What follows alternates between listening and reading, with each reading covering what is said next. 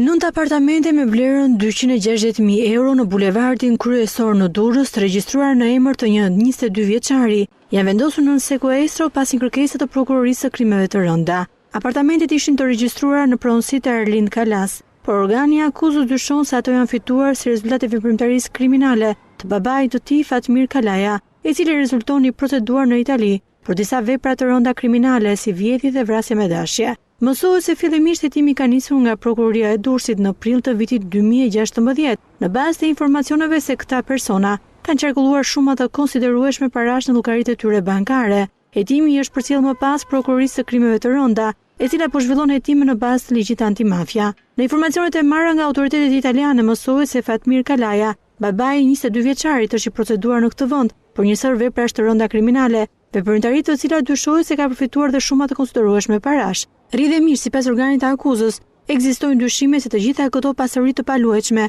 9 apartamente me vlerë të deklaruar në kontratë rreth 260.000 euro, dyshohet se janë fituar nga 22 vjeçari si rezultat i përfshirjes së tij në aktivitetin e pastrimit të parave, që rrjedhej nga aktiviteti kriminal i babait të tij, Fatmir Kalaja.